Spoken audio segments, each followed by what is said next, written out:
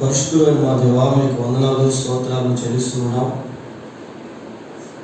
మరొకసారి మీ పరిశుద్ధమైన మాటలు వినుటకు మాకు ఇచ్చిన అవకాశాన్ని బట్టి మీకు స్తోత్రాలు చెల్లిస్తున్నాం. ప్రభా, మీరు అక్కడ ఎంతో సమీపంగా ఉంది కనుక రాబోయే యేసునాథా అనే పాడాము.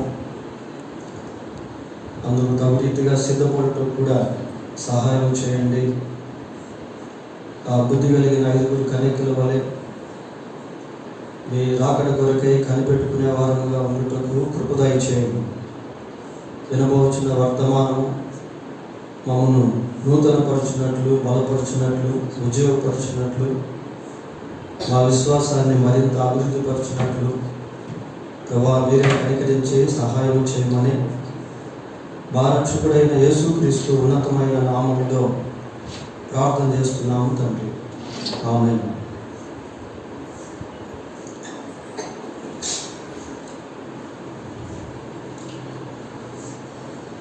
బైబిల్ గ్రంథంలో నుండి మార్కు సువార్త 4వ అధ్యాయము. మార్కు రాసిన సువార్త 4వ అధ్యాయము 35-36 వచనాలు చదువుకున్నాం. ఆ దినమే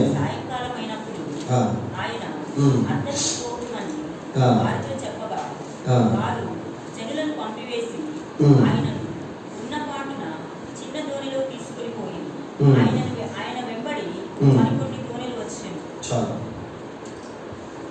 పిల్లలు మార్క్స్ వార్త 4వ అధ్యాయము 35వ వచనం నుండి 41వ వచనం వరకు మనం గమనించినట్లయితే ఈ వచన భాగాల్లో యేసుక్రీస్తు ప్రభువు, ఆయన యొక్క శిష్యులు, మరికొద్దిమంది ప్రజలు కనిపిస్తారు. ఈ వచనాలను మనం పరిశీలన చేసినప్పుడు ప్రభు యొక్క కార్యాలు, శిష్యుల యొక్క విధేయత ఎలాంటిదో అనేది కూడా మనం చూడవచ్చు. ఈ 35వ వచనాన్ని మనం చదువుతున్నాం. ఆ దినమే సాయంకాలం అయినప్పుడు ఆయన అద్దరికి పోదుమని వారితో చెప్పగా వారు జనులను పంపివేసి ఆయనను ఉన్న పాటున చిన్న దోణిలో తీసుకొని పోయారు. చూడండి, యేసుక్రీస్తు ప్రభువు చెప్పక ముందే పలానా చోటుకు వెళ్దాము అని అయిన వెంటనే శిష్యులు దానికి సంపూర్ణ విధేయత చూపిస్తాము. అద్దరికి వెళ్దాము అని చెప్పగానే శిష్యులు ఏం చేస్తున్నారు? అక్కడ ఉన్నటువంటి జనములను పంపివేస్తా ఉన్నారు. మరి చాలా జనసమూహము అక్కడ ఉండవచ్చు. వారందరినీ పంపివేసి వెంటనే ఒక చిన్న దోణిను ఏర్పాటు చేశారు. ఒక చిన్న దోణిని ఏర్పాటు చేసి ప్రభు యొక్క మాట ప్రకారము ఆయన్ని అద్దరికి తీసుకుని వెళ్ళేదానికి సిద్ధపడతా ఉన్నారు. పిల్లలు, ఇక్కడ మనం గమనించాల్సింది ఏంటి అంటే, they gave the first priority to sayings of Jesus whenever they are commanded. వారికి ఆజ్ఞాపించిన వెంటనే వారు ప్రభు యొక్క మాటలకు ప్రథమ ప్రాధాన్యతను ఇచ్చారు. చూడండి, మన జీవితంలో కూడా కొన్నిసార్లు దేవుడు ఎన్నో విషయాలు మనతో మాట్లాడతాడు. కానీ మనం అన్ని మాటలకు విధేయత చూపించలేము. కొన్నిసార్లు విధేయత చూపించే విషయంలో వాయిదా వేస్తాం. కొన్నిసార్లు సగం వరకే విధేయత చూపిస్తాము. కొన్నిసార్లు పూర్తిగా కూడా విధేయత చూపించలేని వారంగా ఉంటాం. వీళ్ళు మొదటి ప్రాధాన్యత ప్రభు యొక్క మాటలకు ఇస్తా ఉన్నారు. జనముల గురించి ఆలోచన చేయట్లేదు, మొహమాట పడట్లే. అరే, వీళ్ళని ఇప్పుడు మనం పంపించేస్తే వీళ్ళు అనుకుంటారేమో, ఇంత సడన్గా ఈయన చెప్తే మనం ఎలా చేయగలము అని అనుకోవట్లేదు పిల్లరా. కొన్నిసార్లు మనము పరిస్థితుల వైపు చూస్తాం, మనుషుల వైపు చూస్తాం. కానీ ప్రభువు చెప్పినటువంటి మాటకు అది ఏ సమయంలోనైనా, ఏ పరిస్థితిలోనైనా దానికి విధేయత చూపించినప్పుడు ఆ తర్వాత దేవుని కార్యాలను మనం అనుభవించేటువంటి వారిగా ఉండగలుగుతాం. దేవుడు అబ్రహాముతో మాట్లాడాడు. చూడండి, ఆదికాండం 12వ అధ్యాయము 1వ వచనం చదువుతున్నాం. నీవు లేచి నీ దేశం నుండి, నీ బంధువుల యొద్ద నుండి, నీ తండ్రి ఇంట నుండి బయలుదేరి నేను నీకు చూపించు దేశమునకు వెళ్ళుము. చూడండి పిల్లలు, ఇది సామాన్యమైన విషయం కాదు. మరి అబ్రహాము 75 సంవత్సరాల వయసులో దేవుని పిలుపును అందుకొని బయలుదేరాడు. మరి ఆ దేశంలో ఎంతో స్థిరపరచబడి ఉంటాడు. తనకంటూ బంధువులు ఉన్నారు. అది అక్కడే మనం చూస్తున్నాం. నీవు లేచి ఏమంటున్నాడు? నీవు లేచి నీ దేశం నుండి, చూడండి, బంధువుల యొద్ద నుండి, నీ తండ్రి ఇంట నుండి బయలుదేరి. బంధువులు ఉన్నారు, తండ్రి ఇంటి వారు ఉన్నారు. ఆ దేశంలో అబ్రహాము మరి ఎంతో సంపాదించి ఉండవచ్చు. కానీ ప్రభువు చెప్పినప్పుడు అబ్రహాము వాటన్నిటిని కూడా విడిచిపెట్టి దేవుడు చూపించేటువంటి దేశానికి బయలుదేరాడు. అరే, మా బంధువులు ఇక్కడ ఉన్నారు కదా, నేను వెళ్తే ఎలాగా? నా ఆస్తులు ఇక్కడ ఉన్నాయి కదా, నేను వెళ్తే ఎలాగా? ఎంతో కాలం నుంచి నేను ఈ ప్రాంతంలో నివాసం చేశాను. ఇప్పుడు ఉన్నపాటులో ఈ ప్రాంతాన్ని వదిలి how can I leave this place? ఎలా వెళ్ళగలను అని అబ్రహాము అనుకోవట్లేదు. 4వ వచనం చదవండి. యెహోవా అతనితో చెప్పిన ప్రకారము Abraham. So Abraham has given the first priority to the commandment of God. కాబట్టి అబ్రహాము దేవుని యొక్క ఆజ్ఞకు ప్రథమ ప్రాధాన్యతను ఇచ్చాడు. కాబట్టి అబ్రహాము తన జీవితంలో గొప్పగా ఆశీర్వదించబడ్డాడు. మంచి మనస్సాక్షి కలిగి జీవించగలిగాడు.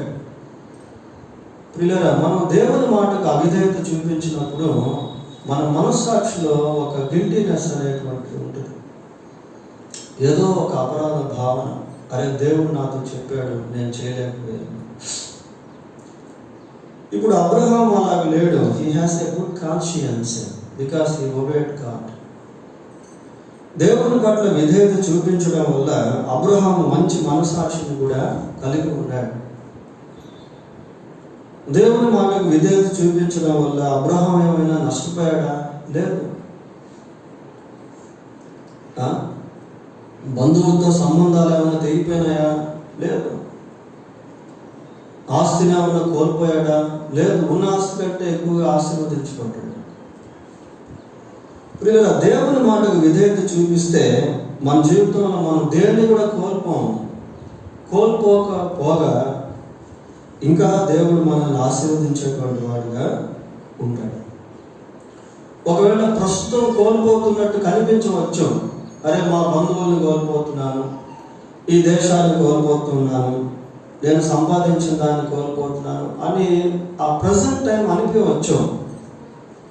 But if we the people who sees the future, అయితే భవిష్యత్తును చూడగలిగేటువంటి ప్రజలుగా మనం ఉన్నట్లయితే దేవుడు మనకు కావలసినవన్నీ కూడా, అవసరతలన్నీ కూడా తీరుస్తాడు. ఇక్కడ శిష్యులతో ప్రభువు మాట్లాడినప్పుడు వాళ్ళు ప్రభువు పట్ల సంపూర్ణ విధేయతను చూపిస్తా ఉన్నారు. అలాగే మోషేను గురించి కూడా మనం బైబిల్లో చూస్తాం.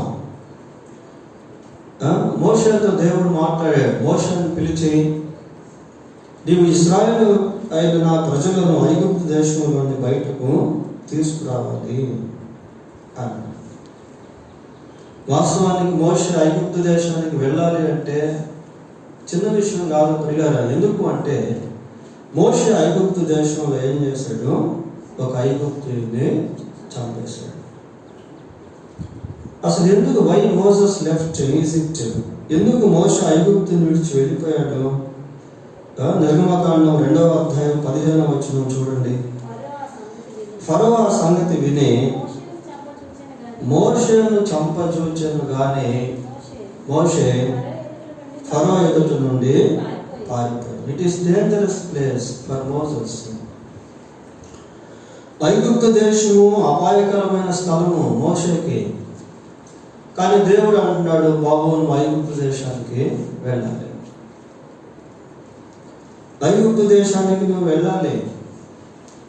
పోనీ అక్కడ ఉన్నటువంటి ఫరో ఏమైనా సాహృదయుడా? కాదు. ఫరో కఠిన హృదయుడు ప్రియారా.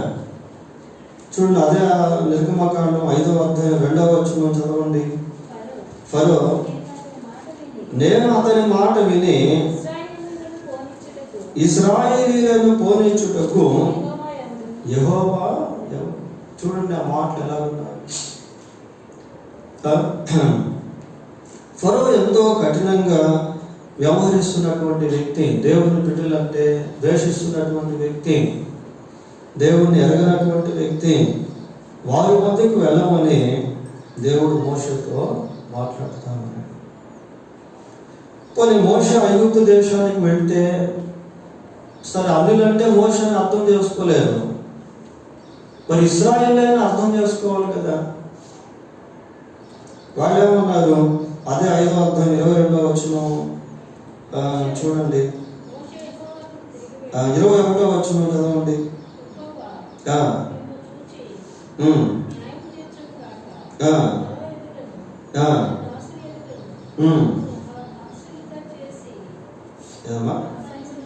అసహ్యులుగా చేసి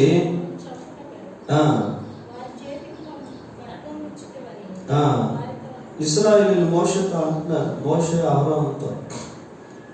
సో దే మిస్అండర్స్టూడ్ మోసెస్. కాబట్టి ఇశ్రాయేలు ప్రజలు సహితము మోషేను అపార్థము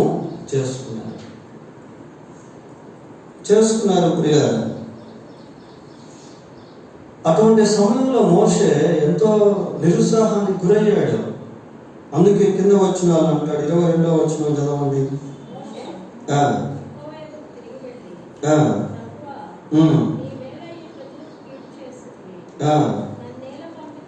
నన్నెందుకు పంపించావు?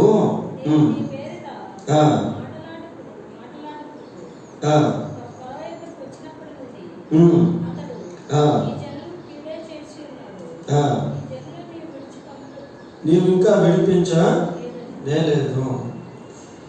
మేము వచ్చినప్పటి నుండి ఇక్కడ అన్ని ప్రతికూలతలే ఉన్నాయి. నువ్వు వెళ్ళమన్నావు, వెళ్ళాము, వచ్చాము. వచ్చినప్పటి నుంచి మీ కార్యాలయాన్ని చూడలేకపోతున్నాం. అన్ని ప్రతికూలతలే కనిపిస్తూ ఉన్నాయి. ఫరో చూస్తే ఫరో మమ్మల్ని వ్యతిరేకిస్తూ ఉన్నాడు. ఇదిగో నీ బిడ్డలుగా పిలువబడే, నీ ప్రజలుగా పిలువబడే ఇశ్రాయేలు సైతం మమ్మల్ని వ్యతిరేకిస్తూ ఉన్నారు, అర్థం చేసుకోలేకపోతున్నారు. పోనీ నువ్వైనా మీ కార్యాలు జరిపించావా? లేదు అని మోషే వాస్ ఫుల్లీ డిసప్పాయింటెడ్. కాబట్టి మోషే ఎంతో నిరుత్సాహానికి గురైపోయాడు ప్రియులారా. అయితే ఒక్క విషయం మనం గమనించాలి, ఏంటి అంటే మోషే దేవుని మాటకు మొదటి ప్రాధాన్యత ఇచ్చాడు. ఒకవేళ పరిస్థితులు వెంటనే మారకపోయినప్పటికీ, ఒకవేళ దేవుని కార్యాలు వెంటనే జరగకపోయినప్పటికీ, ఆ తర్వాత ఏ విధంగా దేవుడు కార్యం చేశాడో, ఆ తర్వాత ఇశ్రాయేలు ప్రజలు ఏ విధంగా ఐగుప్తులో నుంచి బయటకు రాగలిగారో, ఏ ఐగుప్తీయులైతే మోషేను చంపాలని ప్రయత్నం చేశారో, అదే ఐగుప్తీయులు మోషేను ఎంత ఘనంగా మాట్లాడారన్న విషయాలు తర్వాత అధ్యాయాల్లో మనకు కనిపిస్తాయి ప్రియులారా. కనుక దేవుని మాటకు విధేయత చూపించడం అనేటువంటిది ఎంతో ప్రాముఖ్యము. లూకా సువార్త 5వ అధ్యాయము 5-6 వచనాలు. 5వ అధ్యాయము 5-6 వచనాలు. సీమోను ఎదిగినవాడ రాత్రంతయు మేము ప్రయాసపడితే కానీ మాకేమీ దొరకలేదు. రాత్రంతా కూడా ప్రయాసపడ్డాం, బట్ వీ కాట్ నథింగ్. మాకు అసలు ఏమి కూడా దొరకలేదు. అయినను చూడండి, నీ మాట చొప్పున వలలు వేస్తున్నని ఆయనతో చెప్పాను. వారు అలాగ చేసి విస్తారమైన చేపలు పట్టారు. పరిస్థితులు ప్రతికూలంగా ఉన్నప్పటికీ ప్రయారిటీస్ మాత్రం దేవుని మాటకే పిల్లారు. ఒక రకంగా చెప్పాలంటే రాత్రంతా ప్రయాసపడ్డారు, ఏం పట్టలేదంటే 100% ఫెయిల్ అయిపోయారు. కనీసం ఒక చేపైనా పట్టాలి కదా, రాత్రంతా ప్రయాసపడితే. పైగా వాళ్ళు చేపలు పట్టేటువంటి విషయంలో మంచి నిపుణత కలిగినటువంటి జాలర్లు, ఎంతో కాలం అనుభవం కలిగినటువంటి అనుభవజ్ఞులు. అటువంటి వారు ఫెయిల్ అయిపోయారు. 100%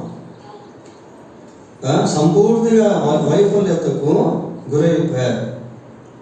అయితే పేతురు అంటాడు, అయినను నీ మాట చొప్పున వల వేస్తాం.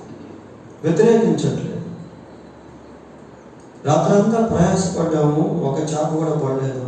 ఇప్పుడు ఉదయం పోతుంది, రాత్రే పడనటువంటి చేపలు ఉదయం పడము అని ప్రభువుతో మాట్లాడట్లేదు. పిల్లలు ప్రభువును వాదించట్లేదు. నీ మాట చొప్పున వల వేస్తాము అని వల వేసినప్పుడు విస్తారమైనటువంటి చేపలు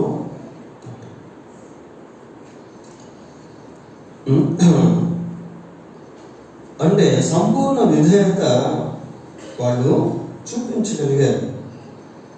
సరే, ఇక్కడ ఏమని చదువుతున్నాం? మార్క్స్ వార్త 5వ అధ్యాయము 35వ వచనంలో చెప్పగా, వారు జనులను పంపివేసి ఆయనను ఉన్న పాటున చిన్న దోణిలో తీసుకొని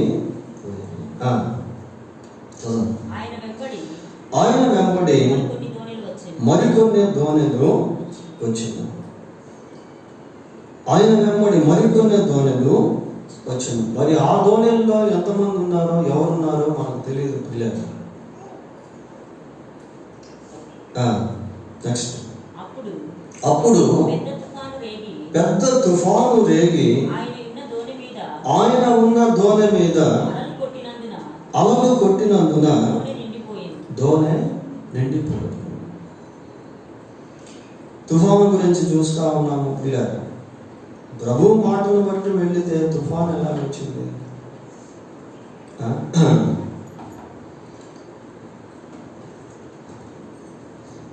అప్పుడు పెద్ద తుఫాను రేగి ఆయన ఉన్న దోణి మీద అలలు కొట్టినందున దోణి నిండిపోయింది. Natural disasters. ప్రియులారా, ఈ తుఫాను అనేటువంటిది ప్రకృతి వైపరీత్యం, మానవాతీతం. అది అంటే అసాధారణమైనటువంటి ఒక విపత్తు. సహజంగా తుఫాను వచ్చినప్పుడు ఏమవుతుంది అంటే, మనం అప్పుడప్పుడు న్యూస్లో చూస్తూ ఉంటాం సైక్లోన్ ఎఫెక్ట్స్ అని. వచ్చినప్పుడు మరి ఎన్నో స్తంభాలు పడిపోతూ ఉంటాయి, కొన్నిసార్లు చెట్లు వేర్లతో సహా ప్రకలింపబడుతూ ఉంటాయి, రోడ్లు కొట్టుకొని పోతాయి, పంట నష్టం జరుగుతూ ఉంటుంది, కొన్నిసార్లు ఎంతోమంది చనిపోతారు, భారీ ఎత్తున ప్రాణ నష్టాలు, ఆస్తి నష్టాలు అలాంటివి జరుగుతూ ఉంటాయి. అయితే ఒక విషయం ఏంటంటే, తుఫాను వచ్చేటువంటి సమయంలో హెచ్చరికలు ఇచ్చినప్పుడు కొన్నిసార్లు సురక్షితమైన ప్రదేశాలకు వెళ్ళిపోవచ్చు. కానీ సముద్రంలో how can they escape from the calamity? సముద్రం ఎక్కడికి వెళ్తారు? సముద్రం మీద తుఫాను పెరిగింది, ఇప్పుడు సురక్షిత ప్రదేశానికి వెళ్ళేదానికి అవకాశం లేదు. ప్రియులారా, అటువంటి పరిస్థితులు గుండా శిష్యులు ప్రయాణం చేస్తారు. తర్వాత ఇక్కడ ఒక మాట మనం పర్టికులర్గా గమనించాలి. ఇంకొకసారి చదవండి ఆ 37వ వచనం. ఎవరున్న దోణి మీద? యేసు ప్రభు ఉన్నటువంటి దోణి మీద.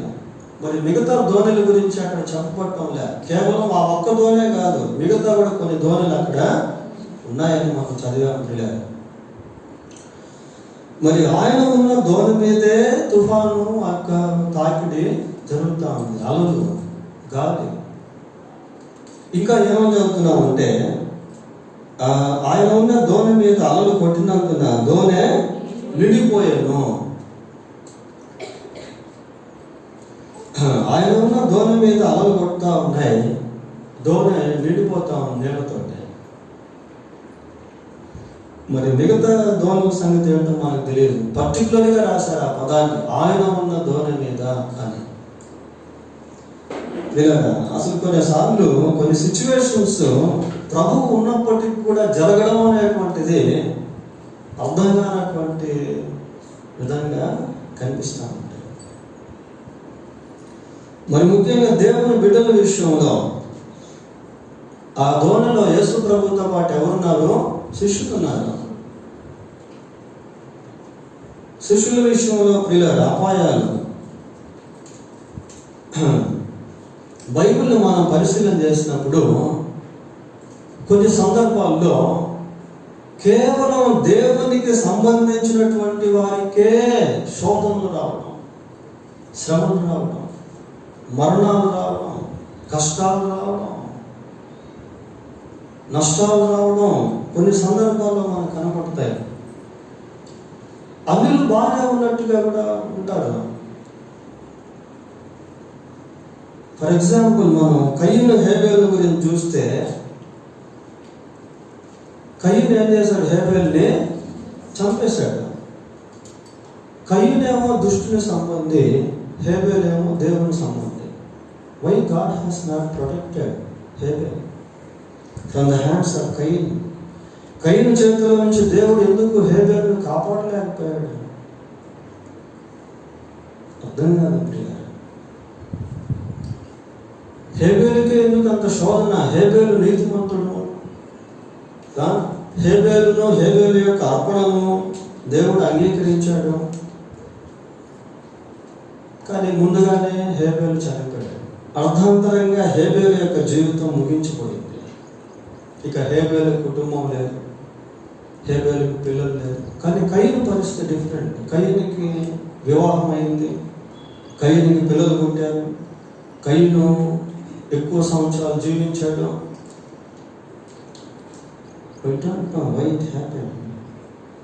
కొన్నిసార్లు మనకు అర్థం కాదు ఎందుకు ఇలా జరుగుతూ ఉన్నాయి అని. ఆయన ఉన్న దోణి మీదే గాలి వీస్తా ఉంది, ఆయన ఉన్న దోణి మీదే అలలు కొడుతూ ఉన్నాయి, ఆయన ఉన్న దోణిలోనే నీళ్లు నిండిపోయాయి. ప్రభువు ఉన్నప్పటికీ ప్రియులారా, యోసేపుల గురించి చూస్తాం బైబిల్లో. యాకోబుకి ఎంతమంది కుమారులు? 12 మంది కుమారులు. మిగతా 11 మంది బాగానే ఉన్నారు. యోసేపు యొక్క జీవితాన్ని మనం గమనిస్తే he face lot of conflicts. ఎన్నో పోరాటాలు, ఎన్నో శోధనలు దేవుల్లో ఉన్నటువంటి వ్యక్తికి. వాళ్ళేమో మిగతా వాళ్ళు హ్యాపీగా ఉన్నారు, ఎంజాయ్ చేస్తున్నారు వాళ్ళ జీవితాన్ని, సంతోషంగా ఉన్నారు, సమాధానంగా ఉన్నారు. They were not sold. వాళ్ళు అమ్మబడలేదు, వారంతా హ్యాపీగా ఉన్నారు. కానీ యోసేపు మాత్రం ఎన్నో కష్టాలు, ఎన్నో శ్రమలు. దేవుల్లో ఉన్నటువంటి వ్యక్తి, దేవుని భయం కలిగినటువంటి వ్యక్తి, దేవుని కొరకు నిలబడినటువంటి వ్యక్తి ఎన్ని శ్రమలు, ఎన్ని కష్టాలు ఎదుర్కొన్నాడో. ఆయన ఉన్న దోణి పోయారు. ఆయన ఉన్నటువంటి ప్రజలు, ఆయన విశ్వాసం ఉంచినటువంటి ప్రజలు, ఆయన కలిగినటువంటి ప్రజలు, ఆయన ఎరిగినటువంటి ప్రజలు ఎన్ని కష్టాలు, ఎన్ని శ్రమలు. బైబిల్లో ప్రవక్తల గురించి మనం చూస్తాం. మేజర్ ప్రాఫిట్స్గా పిలువబడినటువంటి వాళ్ళు యెషయా, యిర్మీయా, ఏలియా, ఎలీషా, సమూయేలు. యిర్మీయా గురించి మనం ఆలోచన చేస్తే యిర్మీయా దేవుని కొరకు ఎంతో సమర్పించుకున్నటువంటి వ్యక్తి, దేవుని కొరకు నిలబడినటువంటి వ్యక్తి, ఇశ్రాయేలు ప్రజలను హెచ్చరించినటువంటి వ్యక్తి, దేవుని యొక్క స్వరాన్ని విన్నటువంటి వ్యక్తి. ఏ ప్రజల కొరకైతే భారం కలిగి ఉన్నాడో ఆ ప్రజల ద్వారానే హింసించబడ్డాడు. ఇశ్రాయేలు ప్రజల ద్వారానే యిర్మీయాకు ఎన్నో శోధనలు ఎదురైనాయి. చివరికి ఏం చేశారు అంటే, ప్రియుల, మామూలుగా యిర్మీయా చాలా గొప్ప దైవజనుడు, దేవునితో సన్నిహిత సంబంధం కలిగినటువంటి వాడు. అటువంటి వ్యక్తిని దేవాలయంలోనికి రాలేకుండా నిర్బంధించారు. నీవు దేవాలయానికి రాకూడదు, మందిరానికి రాకూడదు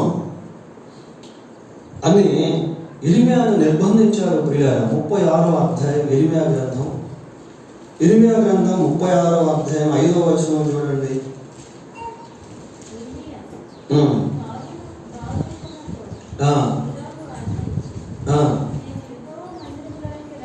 నేను యెహోవా మందిరములోనికి రాకుండా నిర్బంధింపబడుతుంది. చాలా, ఇది మామూలు విషయం కాదు ప్రియులారా. ఒక ప్రవక్త, ఒక దేవుని సేవకుడు, దేవుని స్వరాన్ని వినేటువంటి వాడు దేవుని మందిరానికి రాకూడదు అని నిర్బంధించడం అనేది చాలా విచారకరమైన విషయం. ఒక రకంగా వెలివేయబడినటువంటి స్థితి. ఇంకా ఎన్నోసార్లు యిర్మీయాను భయంకరంగా హింసగా పెట్టడం అనేది మనము చూస్తాం. బురదగుంటలో తీసుకెళ్ళి దించేశారు, తిండి లేకుండా చేశారు, ఎన్నో కష్టాలు, శ్రమలు యిర్మీయా అనుభవించాడు. ఆయన ఉన్న ధోనిలోనే నీళ్లు పర్టికులర్గా ఆ మాట ఇక్కడ రాశారు. ఆయన ఉన్న ధోని మీద అలలు కొట్టినందున. 38వ వచనం, ఆయన ధోని అమరమున తలగడ మీద తలవాల్చుకొని నిద్రించుచుండెను. వారు ఆయనను లేపి, బోధకుడా, మేము నశించుకోవచ్చున్నాము, నీకు చిందలేదా అని ఆయనతో ఇలా. ఇక్కడ శిష్యులు నిద్రపోతున్నటువంటి ప్రభువును లేపి ఏమంటున్నారు? మేము నశించిపోతూ ఉన్నాము, నీకు చింత లేదు. మేము నశించిపోతూ ఉన్నాము అంటే అర్థం ఏంటి అంటే, even though they are well people who swimmed into the water, చేపలు పట్టే జారులకి చాలా వరకు ఈత వచ్చి ఉంటుంది ప్రియారా. కానీ ఇప్పుడు పరిస్థితి ఎలాగుంది అంటే, ఈత కొట్టుకొని దరికి కూడా వెళ్ళలేనటువంటి పరిస్థితి. అంటే వారికి శక్తి సామర్థ్యాలు ఉన్నప్పటికీ పరిస్థితి వాటికి అతీతంగా, అంటే ఇది ఒక అసాధారణమైనటువంటిది, వారి శక్తికి మించినటువంటిది, ఇంకా ఖచ్చితంగా చనిపోయేటువంటి స్థితికి తీసుకొచ్చినటువంటి పరిస్థితి. నశించిపోతున్నాము అంటే కొన్నిసార్లు మన జీవితంలో కూడా మనకై మనం పరిష్కరించుకోలేనటువంటి సమస్యలు ఎదురవుతా ఉంటాయి. మన శక్తికి మించినటువంటివి, మన జ్ఞానానికి మించినటువంటివి, మన తలాంతులకు మించినటువంటివి, మన ఆలోచనలకు మించినటువంటివి. Even though we have such kind of capacity to escape from dangerous things, sometimes we fail because they are beyond our capacity. పిల్లల కొన్ని పరిస్థితులను లేక కొన్ని సమస్యలను మనం పరిష్కరించుకోగలిగిన శక్తి ఒకవేళ ఉన్నప్పటికీ ఆ శక్తి కంటే మించినటువంటి పరిణామాలు, పరిస్థితులు అనేటువంటివి రావచ్చు. మేము నశించిపోతూ ఉన్నాము అంటే there is no any hope for them to escape the danger thing. ప్రియ ఆ విపత్తు నుండి తప్పించుకునేటువంటి నిరీక్షణ అనేది వారికి లేదు. ఏమన్నారంటే, నీకు చింత లేదా, నీకు చింత లేదా. ఈ మాట ఇంకొకరు కూడా అన్నారు బైబిల్. ఎవరన్నారు చెప్పండి? మార్తా అనేది ప్రభువుని క్వశ్చన్ చేసింది. ప్రియులారా చూడండి ఒకసారి లూకాసు వార్త 10వ అధ్యాయం, లూకాసు వార్త 10వ అధ్యాయం 40వ వచనం. తొందరపడి ఆయన యొద్దకు వచ్చి, ప్రభువా, నేను ఒంటరిగా పనిచేయుటకు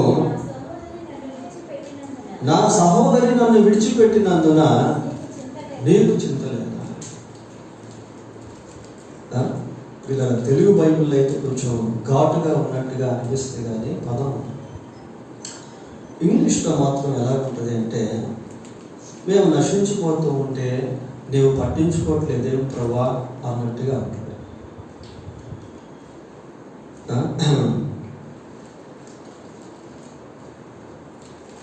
అక్కడ ఈ ప్రభు కూడా అలాగే కనిపిస్తున్నట్టుగా మనకు ఉంటుంది. ప్రియారా మళ్ళీ ఒకసారి ఆ 38వ వచనం చదవండి.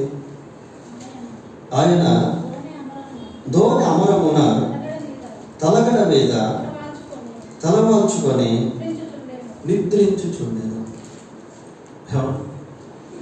మరి దోణె అక్కడ ఏమో దోణె అమరమున, దోణి అమరమున. దోణి ఎలా ఉంది? నీళ్ళతో నింపబడతా ఉంది. మామూలుగా మనం కొన్ని ఓడలు చూస్తూ ఉంటాం సముద్రంలో. ఆ ఓడలకు పైన టాప్స్ ఉంటాయి. టైటానిక్ షిప్స్ కానీ ఇట్లాంటి కొన్ని షిప్స్ మనం చూస్తే లేటెస్ట్గా కూడా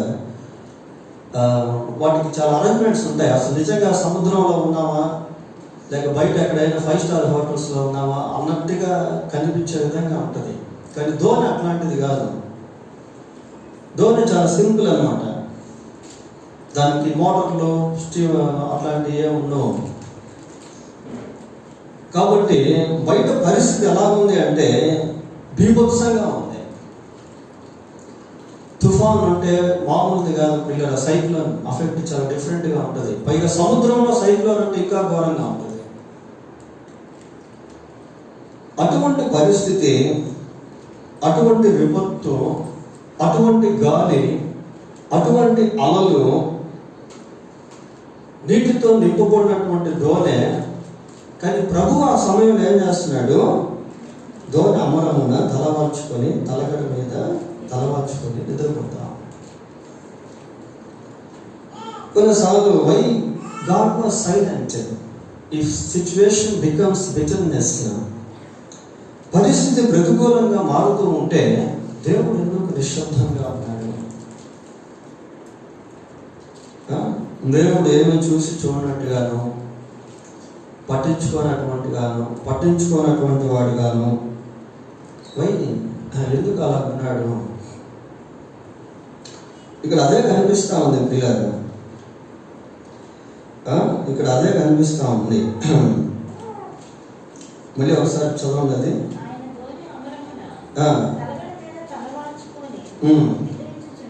చాలు. వాళ్ళేమో ప్రయాసపడుతున్నారు, ప్రాణాపాయంలో ఉన్నారు, నశించిపోయే స్థితిలో ఉన్నారు, దోణి మునిగిపోయేటట్టుంది. కానీ ప్రభువు మాత్రము ప్రశాంతంగా నిద్రపోతున్నట్టుగా ఉన్నాడు. కొన్నిసార్లు ఎందుకు దేవుడు అటువంటి విధానంలో ఉంటాడు అనేది మనకు తెలియదు. మత్తయి సువార్త 15వ అధ్యాయము, మత్తయి సువార్త 15వ అధ్యాయము 23వ వచనం ఒకసారి చూడండి. అందుకు ఆయన ఆమెతో ఒక్క మాట అయినను చెప్పలేదు. ఒక్క మాట అయినను, ప్రత్యేక పదం అదే. ఈవెన్ సింగిల్ వర్డ్, ఒక్క మాట అయినను చెప్పలేదు. మరి ఆమె ఎంత కేకలు వేస్తా ఉంది. ప్రభువా, దావీదు కుమారుడా, నా కుమార్తెకు దయ్యం పట్టి బహుగా బాధపడుచున్నదని కేకలేస్తా ఉంది. ఊరికే మాట్లాడట్లేదు, ఊరికే ఆర్థించట్లేదు, కేకలతో మాట్లాడుతూ ఉంది. ఎంత రోధించిందో. కానీ ప్రభువు ఒక్క మాట అయినను ఆమెతో మాట్లాడారు. మరి దాని అర్థం ఏంటి? ప్రభు పరిస్థితిని అదుపు చేయలేనటువంటి వాడా? ప్రభు ప్రార్థన వినలేనటువంటి వాడా? కొన్నిసార్లు దేవుని ఎదురు నుండి వెంటనే మన ప్రార్థనకు జవాబు రాకపోవచ్చు. కొన్నిసార్లు వ్యాధి వస్తుంది, వెంటనే స్వస్థత రాకపోవచ్చు. కొన్నిసార్లు పరిస్థితులు ప్రతికూలంగా మారితే వెంటనే పరిష్కరించబడలేకపోవచ్చు. అయితే బైబిల్లో కొన్ని విషయాలు ఉన్నాయి. ఒకసారి 121వ కీర్తన చూడండి. 121వ కీర్తన 4వ వచనం. 121:4. ఇశ్రాయేలీయులను కాపాడువాడు కొనకడు, నిద్రపోడు. ప్రభువు నిద్రపోతున్నట్టుగా కనిపిస్తున్నాడు పిల్లలు, కానీ ఆయన నిద్రపోయేటువంటి వాడు కాదు. ప్రభువు జవాబు ఇవ్వలేనటువంటి వాడిగా కనిపిస్తున్నాడు, కానీ ఆయన జవాబు ఇవ్వలేనటువంటి వాడు కాదు. దేవుని కార్యాలు కొన్నిసార్లు ఆలస్యంగా అవుతున్నట్టుగా కనిపిస్తూ ఉంటాయి. అలాగని అది ఆలస్యం కాదు ప్రియులారా. ఇందాక మనం కొద్దిమందిని గురించి చెప్పుకున్నాం, హేబేలుని గురించి. మరి ఎందుకు హేబేలుకు దేవుడు అటువంటి పరిస్థితిని అనుమతించాడు? మనం అక్కడి వరకే చూడగలం ప్రియులారా. కయ్యూను ఎన్నో సంవత్సరాలు బ్రతికాడు, కానీ నెమ్మదిగా బ్రతికాడా? లేదు. ప్రపంచ విశ్వాసుల చరిత్రలో ప్రభు కొరకు మొట్టమొదటి హతసాక్షి ఎవరు అని ప్రశ్న వేస్తే ఎవరు వస్తారు? హేబేలు వస్తాడు. అంతకంటే ఆధిక్యత ఇంకేం కావాలి? హేబేలుని గురించి మరి గొప్ప విషయాలు బైబిల్లో రాయబడ్డాయి. కయీను గురించి రాయబడలేదు.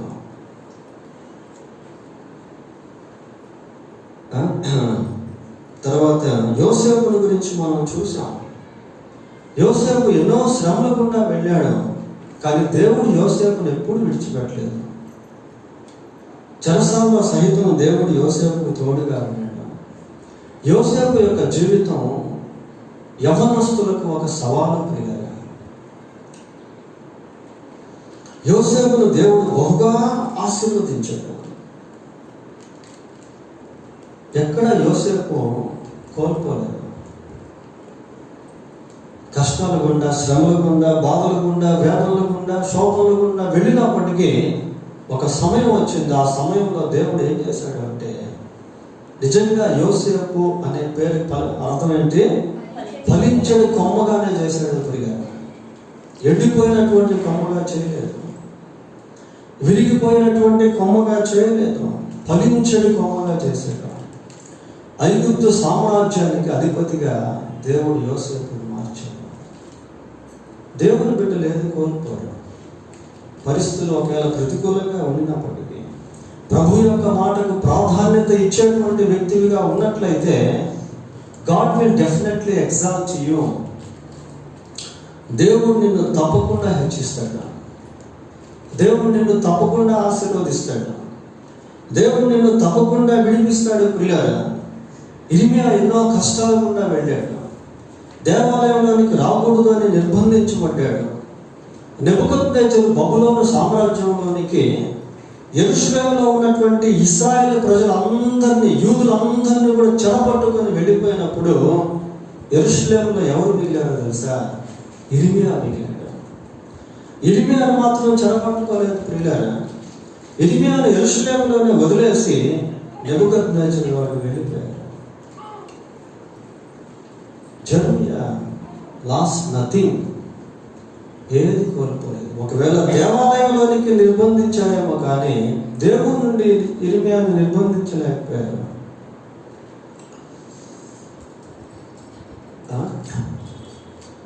ఇశ్రాయేలీయులను కాపాడువాడు కొనకడు, నిద్రపోడు.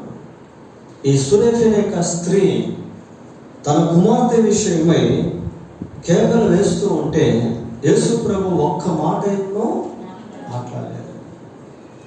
ఆ తర్వాత మాట్లాడాడు. పిల్లలు ఏం మాట్లాడాడు తెలుసా? నీ విశ్వాసము గొప్పది అమ్మా, నీ విశ్వాసము గొప్పది. శిష్యులతో అలా చెప్పలేకపోయాడు. పేతురు నీ విశ్వాసం గొప్పదయ్యా అని చెప్పలేకపోయాడు. పిల్లలు ప్రభువు ఒక మాట మాట్లాడకపోయినా ఆమె మాత్రం ప్రభువును వదిలిపెట్టలేదు. ఆమె మాత్రం ప్రభువును వదిలిపెట్టలేదు. ఇక్కడ యేసుక్రీస్తు ప్రభువుని వాడు లేపాడు. 39వ వచనం చదవండి. అందుకు ఆయన లేచి గాలిని గద్దించి నిశ్శబ్దమై ఊరుకుండమని సముద్రముతో చెప్పగా గాలి అణిగి మిక్కిలి నిమ్మలమాయను. ఎవ్వరూ చేయలేనటువంటి పని యేసు ప్రభు ఇక్కడ చేశాడు. గాలిని ఎవరు గద్దించగలరండి? సముద్ర పొంగును, తరంగాలను ఎవరు ఆపగలరు? ఆయన లేచి గాలిని గద్దించి, ఆయన సామర్థ్యం ఏంటో, ఆయన శక్తి ఏంటో, ఆయన కార్యాలేంటో మనకు అర్థమైతే మనం నిశ్శబ్దంగా ఉండాల్సినటువంటి సమయంలో నిశ్శబ్దంగా ఉండగలుగుతాం. ఫిలిప్పీ పత్రిక 3వ అధ్యాయము 21వ వచనం. ఫిలిప్పీ పత్రిక 3వ అధ్యాయము 21వ వచనం. సమస్తమును తనకు లోబరచుకొన జాలిన శక్తిని బట్టి. యేసు ప్రభుని గురించి చెప్పకున్నటువంటి మాటలేదు. యేసు ప్రభు ఎలాంటి వాడు అంటే ఆయన సమస్తాన్ని తనకు లోపరుచుకుంటాడు. సమస్తము అంటే ఆయన లోపరుచుకొనలేనిది ఒక్కటి కూడా లేదు అని అర్థం. పిల్లారు, he can control all the things, all creation, all nature. సమస్తాన్ని తనకు లోబరు చేసుకుంటాడు. అది తుఫానులైనా సరే, దయ్యములైనా సరే, మరణమైనా సరే, వాట్ ఎవర్ ఇట్స్ మేబీ, అది ఏదైనప్పటికీ కూడా ఆయన తన అధికారం క్రిందకి తెచ్చుకుంటాడు. సమస్తమును తనకు లోపరుచుకొన జాలిన శక్తి. ఒకసారి మరి ప్రవక్త అయినటువంటి యెహెజ్కేలుని దేవుడు ఒక లోయ దగ్గరికి తీసుకెళ్ళాడు. ఆ లోయలో మొత్తం ఎటు చూసినా ఎండిపోయినటువంటి ఎముకలు, డ్రై బోన్స్. కాళ్ళు తెగి అక్కడ పడి ఉన్నాయి, చేతులు తెగి ఇక్కడ పడి ఉన్నాయి, మొండెమేమో అక్కడ పడి ఉంది, పుర్రేమో అక్కడ పడి ఉంది, రిప్స్ ఏమో ఎక్కువగా పడి ఉన్నాయి. ఎక్కడ చూసినా ఎముకలు ఉంటాయి. అక్కడికి దేవుడు ప్రవక్తను తీసుకెళ్ళాడు. ప్రవక్తను తీసుకెళ్ళి, బాబు ఇదిగో ఈ ఎండిన ఎముకలు తిరిగి జీవించగలవా అన్నాడు. అప్పుడు యెహెజ్కేలు ప్రభుతో మాట్లాడిన తర్వాత ఏమైందో ఒకసారి చూద్దాం. యెహెజ్కేలు గ్రంథం 37వ అధ్యాయం. యెహెజ్కేలు గ్రంథం 37వ అధ్యాయము 7-8 వచనాలు చదువుతున్నాం. ఆయన నాకు ఇచ్చిన ఆజ్ఞ ప్రకారము నేను ప్రవచించుచుండగా గడగడ మరో ధ్వని ఒకటి పుట్టెను. అప్పుడు ఎముకలు ఒకదానితో ఒకటి నేను చూచుచుండగా నరములను మాంసములు వాటి మీదకు వచ్చెను, వాటి పైన చర్మము కప్పెను. చూడండి ప్రియులారా, దేవుని మాటలు అంత శక్తి అనేటువంటిది ఉంది. ఆయన సర్వశక్తిమంతుడైనటువంటి దేవుడు. ఆజ్ఞ ఆజ్ఞాపిస్తూ ఉంటే గడగడ గడగడ శబ్దం వస్తూ ఉంది. ఎండిపోయినటువంటి ఎముకలు ఎక్కడెక్కడో ఉన్నటువంటి అన్నీ కూడా కలిసిపోతూ ఉన్నాయి. కలిసిపోయి అస్థి పంజరాలుగా మారుతూ ఉంటే ఆ అస్థి పంజరాల పైన నరములు వస్తూ ఉన్నాయి, మాంసం వస్తూ ఉంది, రక్తం వస్తూ ఉంది, చర్మం వస్తూ ఉంది.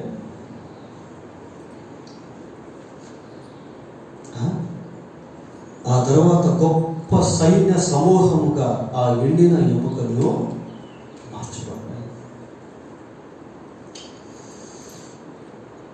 యేసు లేచి సముద్రాన్ని, గాలిని అణిచివేస్తున్నాడు, తుఫాన్ను అణిచివేస్తున్నాడు. లేచి ఆయన ఏం చేస్తున్నాడు? గాలిని గద్దించి he spoke to the sea. సముద్రంతో మాట్లాడుతున్నాడు. 107వ కీర్తన 29వ వచనం. 107వ కీర్తన 29వ వచనం. ఆయన తుఫానును ఆపివేయగా దాని తరంగములు అణిగిపోయాయి. చూసారా? తుఫాన్ అయినా సరే దేవుని మాటకు లోపడాల్సిందే, దేవుని గద్దింపులకు లోపడాల్సిందే, తరంగాలను అణిచివేసుకోవాల్సిందే. పిల్లరా, శిష్యులు తమకు స్వతహాగా చేయలేనటువంటి పనిని వారి పక్షమందు ప్రభువు చేస్తాడు. పిల్లరా, మనల్ని పిలిచినటువంటి దేవుడు ఎంతైనా నమ్మదగిన, మనల్ని ఏర్పాటు చేసుకున్నటువంటి దేవుడు ఎంతైనా శక్తివంతుడు.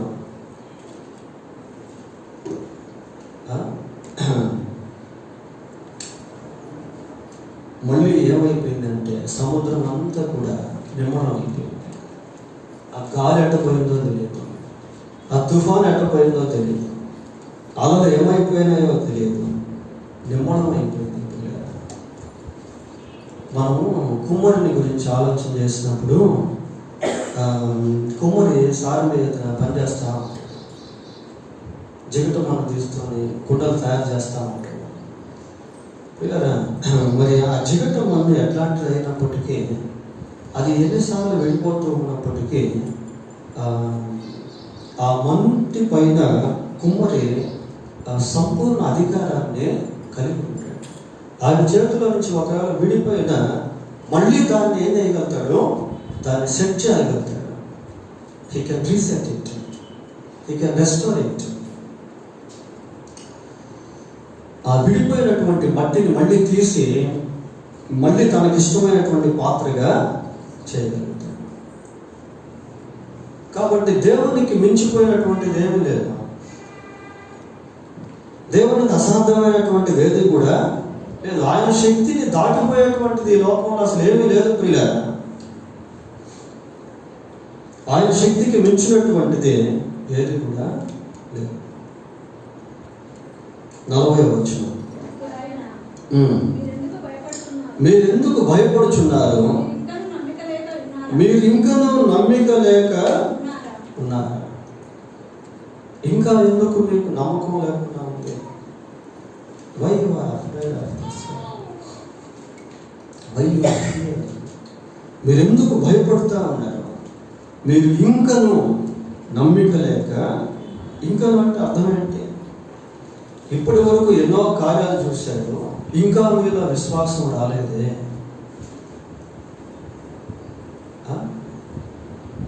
మార్క్స్ వార్త 8వ అధ్యాయం 17వ వచనం చదవండి. 8:17.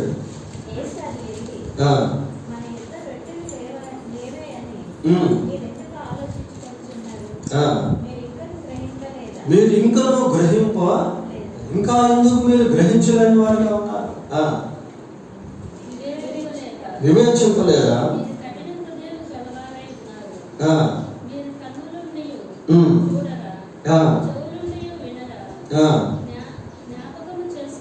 జ్ఞాపకము చేసుకున్నారా? అంటే అర్థం ఏంటంటే జ్ఞాపకం చేసుకోండి. 5 రొట్టెలు 2 చేపలను విరిచినప్పుడు ఎంతమంది ఆహారం భుజించారు? ఆ 7 రొట్టెలు కొన్ని చిన్న చేపలను ఆశీర్వదిస్తే ఎంతమంది ఆహారం భుజించారు? Recall the things that I have done in the past. గతంలో చేసినటువంటి ఆ కార్యాలను జ్ఞాపకం చేసుకోండి. ప్రియులారా, మన జీవితంలో కూడా దేవుడు ఎన్నో మేలు చేశాడు, ఎన్నో అద్భుతాలు చేశాడు, ఎన్నోసార్లు స్వస్థతలు ఇచ్చాడు, ఎన్నోసార్లు ప్రాణాపాయం నుంచి కాపాడాడు, అంధకార శక్తుల ప్రభావం నుంచి తప్పించాడు, ప్రకృతి వైపరీత్యాల నుంచి తప్పించాడు. అందుకే ఈరోజు మనం సజీవంగా ఇక్కడ ఉండగలిగాం. అందుకే సజీవంగా ఇప్పటి వరకు మనం ఉండగలిగాం ప్రియులారా. So we must remember the past, the back and strength hour present. గతాన్ని మనం జ్ఞాపకం చేసుకొని ప్రస్తుతాన్ని బలపరచుకోవాలి. లాస్ట్ 41వ వచనం, వారు మిక్కిలి భయపడి ఈయన ఎవరో, గాలినే సముద్రమును ఈయనకు లోపడుచున్నామని ఒకరితో ఒకడు చెప్పుకున్నాడు. గాలి సముద్రం ఈయనకు లోపడుతా ఉన్నాయి, ఈయన ఎవరు? ప్రియులారా, ఇంకా యేసు ప్రభు శిష్యులకు పూర్తిగా అర్థము కాలేదు. కానీ ఒక్క విషయం వాళ్ళకి అర్థమైంది ఏంటి అంటే, ఈయన సామాన్యమైన వ్యక్తి కాదు.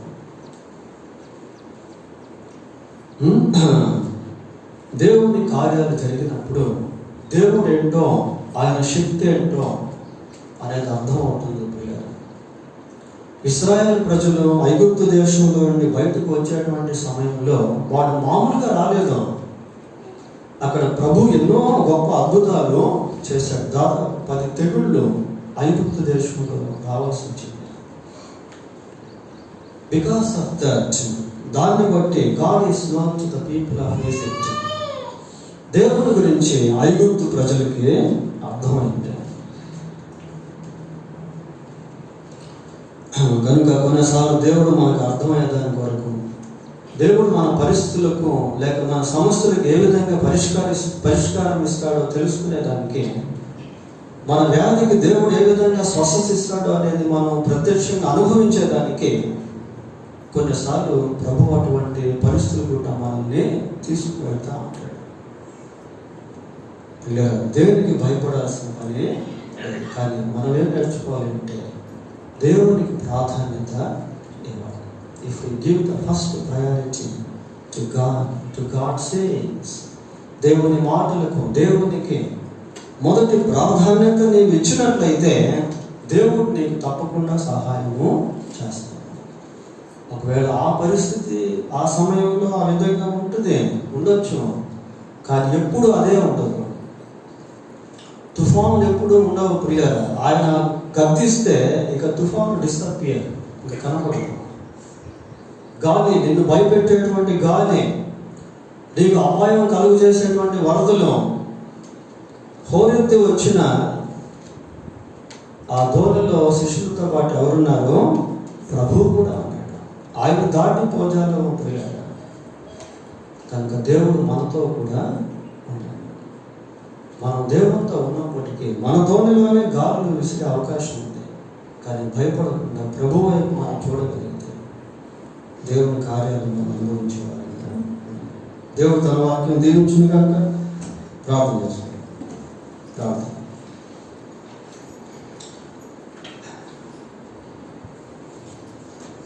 పరిశుద్ధుడైన మా దేవా, మీకు వందనాలు, స్తోత్రాలు. ఇలా ప్రార్థన చేసుకోండి ఒక నిమిషం. దేవుడి వాక్యాన్ని మనం విన్నాం, దేవుడు మనతో మాట్లాడాడు కదా. నిమిషం ప్రార్థన చేసుకుందాం. ప్రభువుని అడుగుదాం. ప్రభువా, మీ కుమార్తెగా కుమారుడిగా పిలువబడుతున్నప్పటికీ నా జీవితంలో కూడా ఎన్నో శోధనలు, సమస్యలు, శ్రమలు, కష్టాలు, నిందలు, అవమానాలు, దరిద్రత, అయినా నీవు ఉన్నావయ్యా.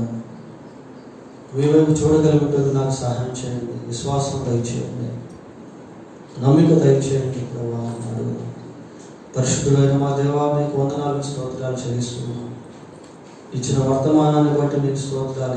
మీ విన్న వర్తమానము మాకందరికీ ఆశీర్వాదకరంగా ఉండినట్లు మీరే కృప చూపించండి. ప్రతికూలమైన పరిస్థితులు గుండా, శోధనలు గుండా, శ్రమల గుండా, ఇరుకుల గుండా, ఇబ్బందుల గుండా, ప్రాణాపాయముల గుండా ప్రభా మేము ఒకవేళ ప్రయాణించవలసి ఉంటే అప్పుడు కూడా మీరు మాతో ఉంటావు.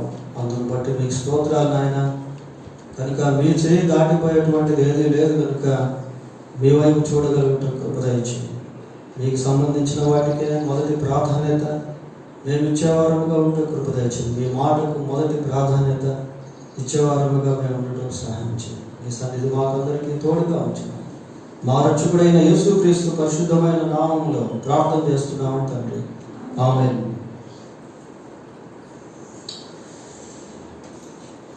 లేచి నిలబడి ఒక పాట పాడటంగా ఆఫరింగ్స్ చేయబడతాయి.